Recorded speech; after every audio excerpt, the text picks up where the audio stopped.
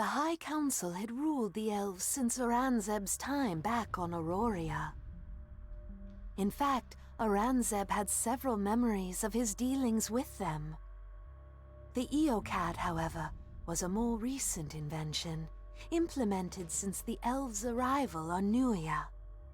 While the Council addressed elven politics and law, the EOCAD were all warriors. Though called priests, it was more of a cultural determination than a religious one. They guided and shaped elven culture and behavior, with the ultimate purpose of preparing the race to slay Kyrios and avenge their murdered king. Enoir had always been a bit of a firebrand among your people. Rumors said he'd been invited into the EOCAD only so he could be better controlled. But he had somehow managed to rise through the ranks and now led the group as High Priest. Perhaps more elves doubted their isolationist path than were willing to admit it publicly. Many elves seem like they would be happy enough just to find a scapegoat for the Nuians' murder. The Council seemed like it would be happiest if that scapegoat was Enoir. Balayan, however, was different. Above all else, he wanted the truth. His noble bearing reminded you of Aurangzeb. Magic throbbed in your head as Balayan searched your mind for clues to establish your innocence, as well as your honor. As he dredged through your thoughts, you recalled your vision of Jean laughing. You followed the memory further. The point of view shifted, as if Aurangzeb had turned his head. Across the table, you saw what Jean was smiling at. A raven-haired woman in a mage's robes.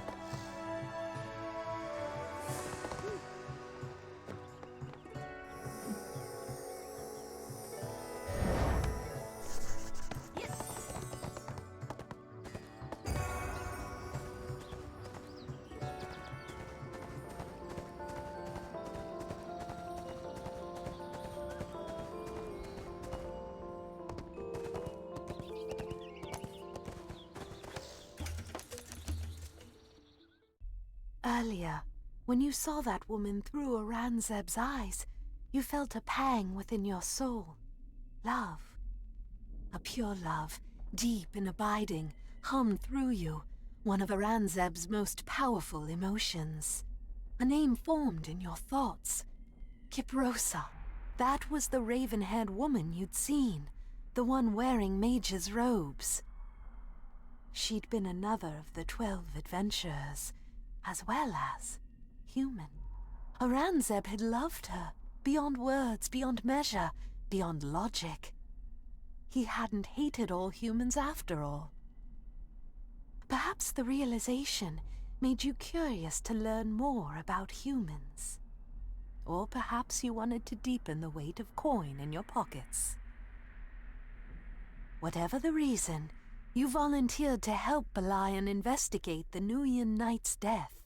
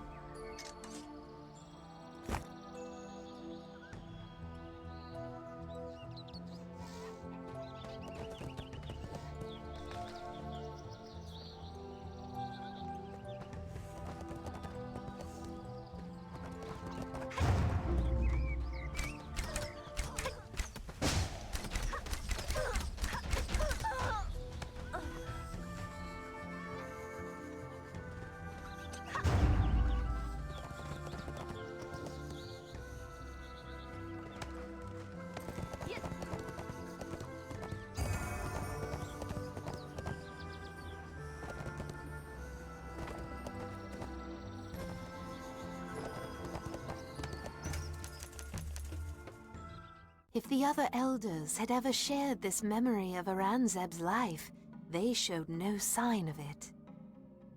They seemed to hate and fear Nuians as much as they hated and feared Kyrios himself. Without waiting for Belian's investigations, they declared Enoir guilty of the knight's murder. They wanted nothing to do with humans, and if preventing contact meant taking down Enoir, all the better. Had an elf been the victim, the elders would have sought his killer to the ends of the earth. But they wanted to sweep this event under the proverbial rug. You heard they wanted no one to ever speak of it again. Having seen several of Aranzeb's most intimate memories, part of you couldn't help but wonder. What would the beloved Elven King himself have done in such a situation?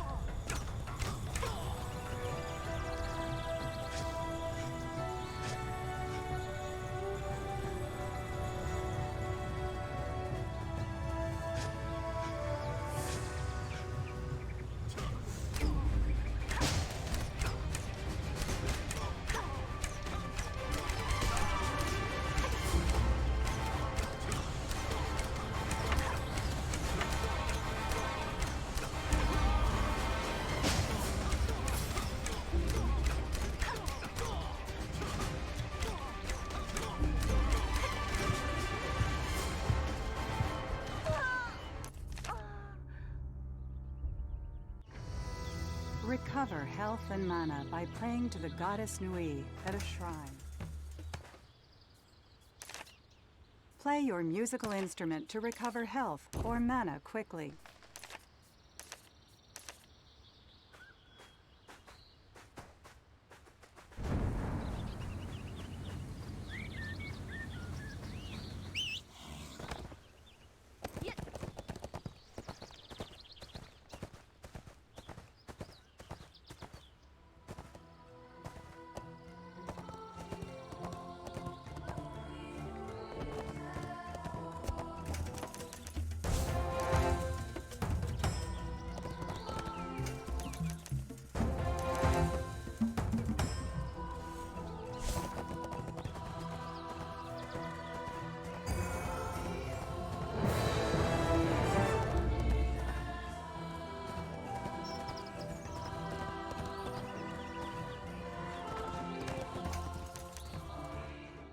The knight had a wife, a family, a life.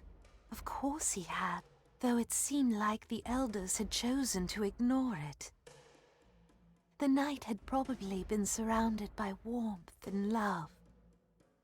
Unbidden, another of Aurangzeb's memories surged into your mind, blocking all other vision. A forest picnic on a steamy summer day. Aurangzeb surrounded by a number of friends. In the shade of a tree, Kiprosa and Jean shared a tender embrace. Kiprosa looked up and smiled at Aurangzeb, then companionably offered a bottle of ale to share. As he reached for it, a stunning young elf maiden beside him tugged at his sleeve. She shot a chilling glare at Kiprosa and shoved her own drink into Aurangzeb's hand. You'd never felt so immersed in a memory. As the vision faded, you could still feel the frost of that icy bottle on your sun-warmed skin.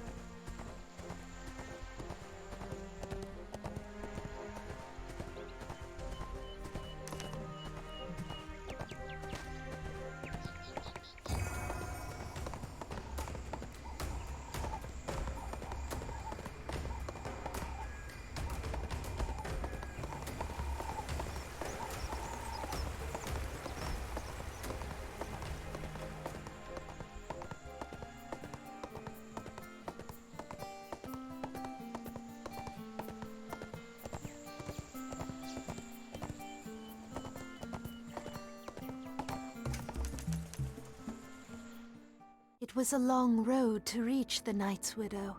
Along the way, your eyes were opened. There were so many, elves and Nuians alike, who required aid. Clearly not all was right in Nuia. How could it be, when so many citizens seemed so desperate? Aurangzeb had lived in a grand city. He'd seen poverty and strife, but nothing like this. Everywhere you turned, someone new was desperate for help. Many locals were concerned about the recent resurgence of Dahuta cultists in the area. You recalled a painting of a beautiful elf maiden with chilling eyes, the goddess Dahuta. She'd been one of the 12 adventurers and had become a goddess, just like Jean had become a god. But before that, as an ordinary elf, her name hadn't been Dahuta, it had been Aurangzebia. She was the godchild of Aurangzeb himself. Finally, you recognized the elf maiden from Aurangzeb's latest memory. How could you ever forget that frosty stare?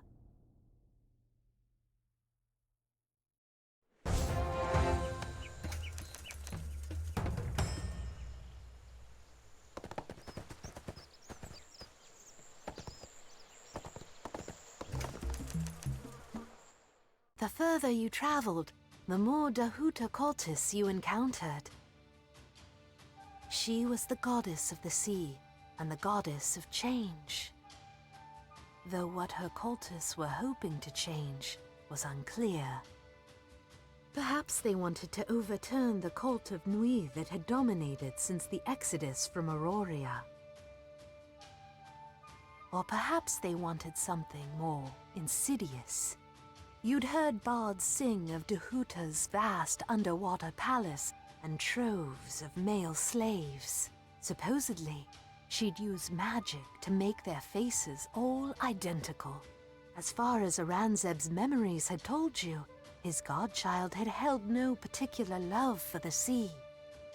It seemed entirely by chance that she had inherited her specific powers.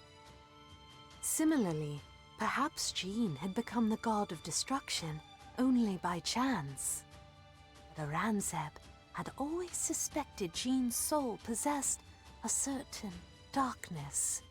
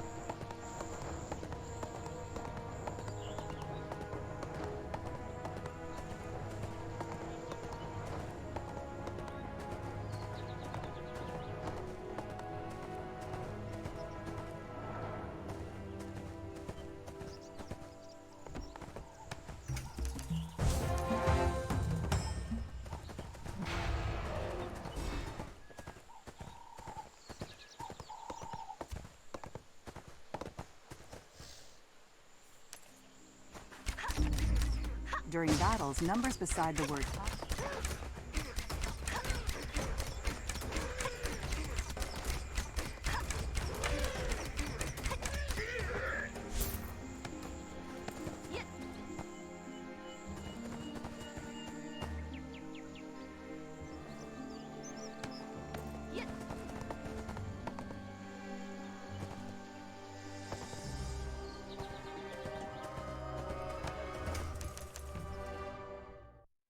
elves abhorred bribes of the kind you'd had to use with Graeliant. They stunk of dishonor. Honor was of utmost importance. Kyrios had long been called the betrayer for his dishonorable actions as the god of destruction. No elf wished to ever be seen in a similar light. Aurangzeb felt Jean had specifically betrayed Kiprosa, but the memories were too dark and jumbled to know more. Hopefully your actions with Graeliant wouldn't cause you to lose all semblance of honor. After all, you'd only just been cleared of murder. Apparently, Graeliant's notorious greed was unusual, even for a human. Regardless, stooping to his level wouldn't do your reputation any favors. Helping the rebel Enoir, bending to dishonorable human traditions. You truly had begun to live dangerously.